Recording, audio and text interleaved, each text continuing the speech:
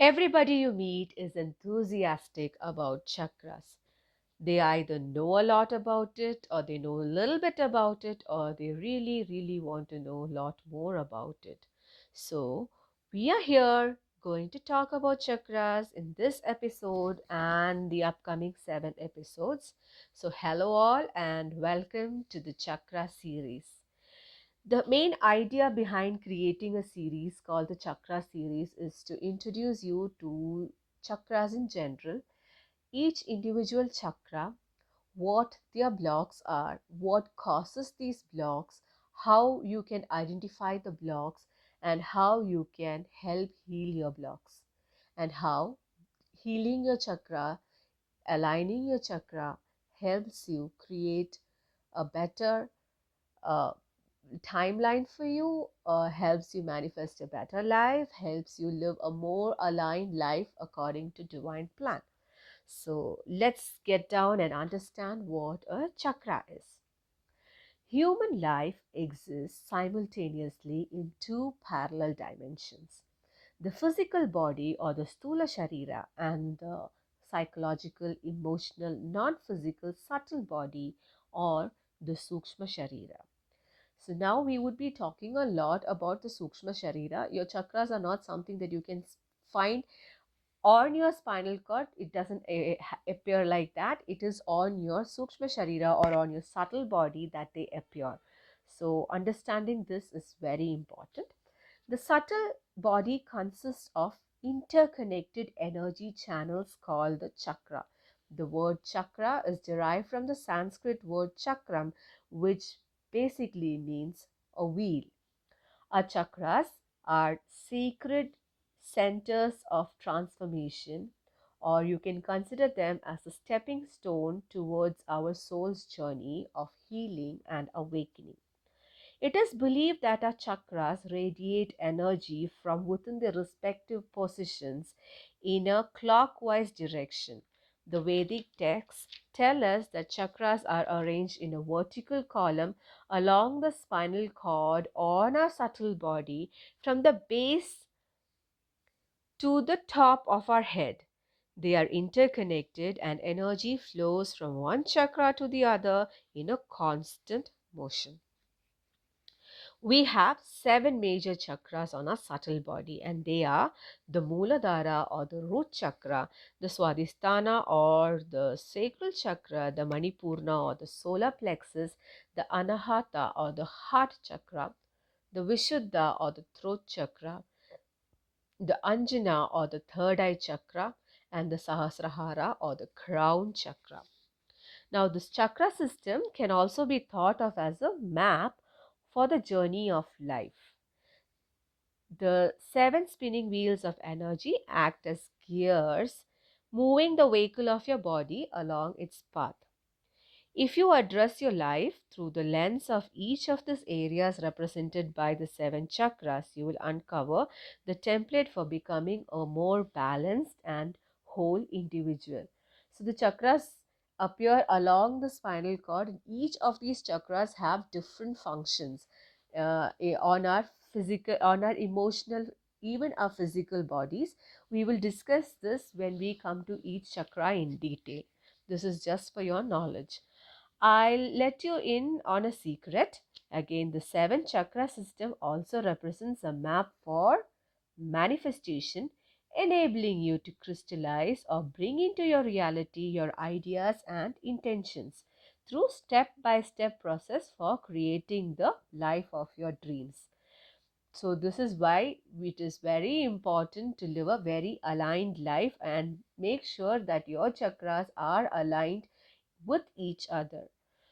It provides us with a template for transformation or a model for our evolution towards our higher consciousness, which is what we all strive towards.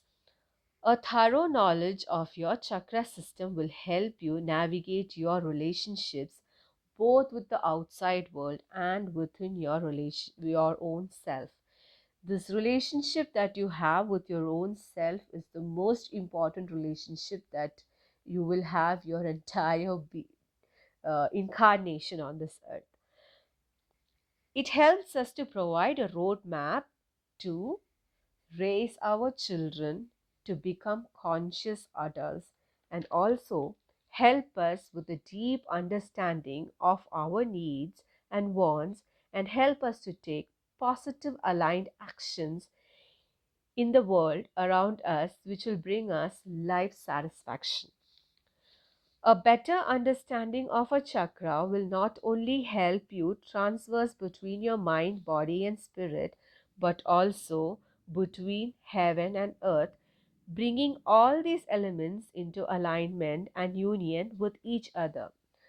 So, this is about bringing your day to day life in alignment with the divine will, in alignment with your soul's plan, in alignment with what is written for you, or what you have, the soul contract that you have signed before you incarnated on this earth. More about this is available in one of the previous videos on manifestation, I think. Please go back to the playlist and do go through the video. Most importantly, our chakra system will help us form a direct connection with our inner self and our inner guidance. All living things have a chakra system.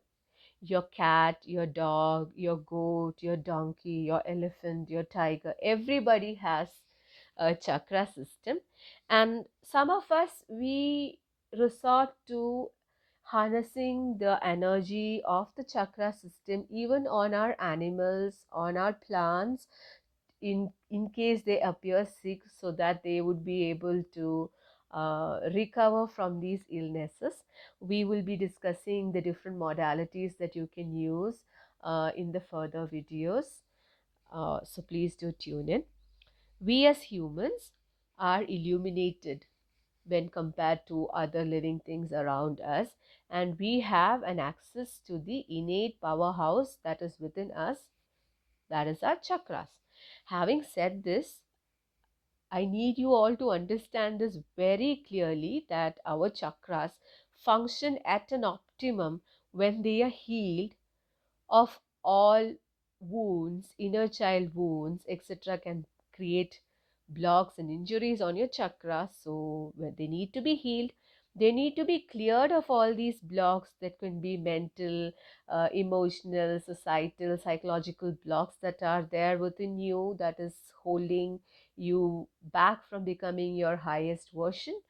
And they should all work in sync with each other, in perfect alignment with each other. Like I said before, like the wheels of a vehicle need to move in alignment with each other to get some from point A to point B. This is the same with the chakras.